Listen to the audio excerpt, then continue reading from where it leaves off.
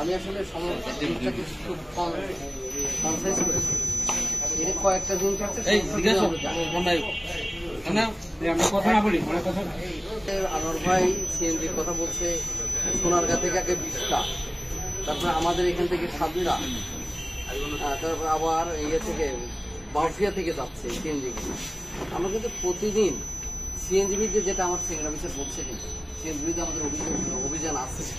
আমার আপনাদের কি বলবো, যদি আমি 10টা সিএনজি ধরি, আমি 3টারও মামলা দিতে পারি।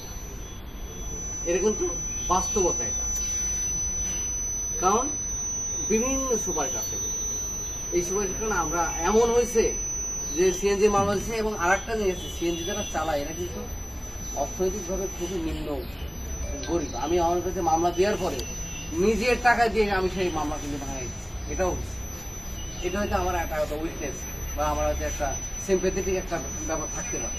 সেই জন্য এখন সিএনজিবিটা আমি একটা সমাধান বের করছি, আপনারা যদি অনুমতি দেন আমি বলতে পারি।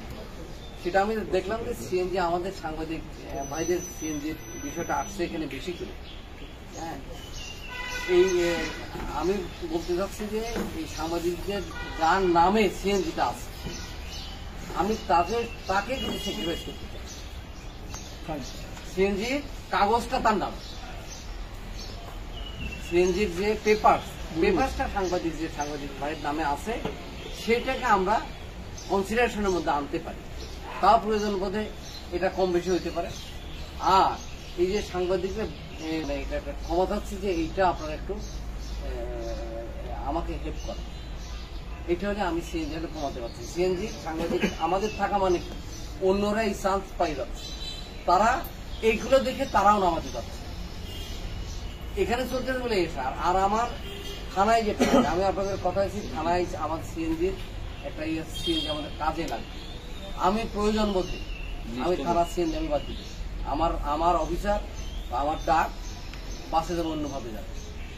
যে এইটা নিয়ে কথা থাকে, কিন্তু আপনারা মনে করেন এটাই আমার সমস্যা, আমি এটা বাদ দিই। আমি গাড়িতে যাবো, অন্যভাবে যাবো।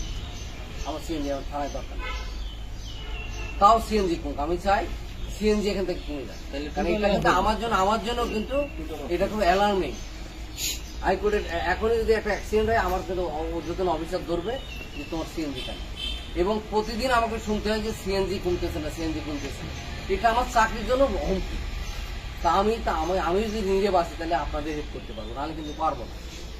সুতরাং আপনাদের কাছে মানে আমার অনুরোধ, এই সিএনজিগুলো আমরা যে নিজেরা সমাধান করে ফেলতে পারি, তারপর কিন্তু লাগে না। আপনারা যে সমস্যাগুলো বলছেন, সমাধান কিন্তু আপনারা বলছেন, তাহলে সেই কাজগুলো আমরা করি, কিন্তু আমরা করছি না।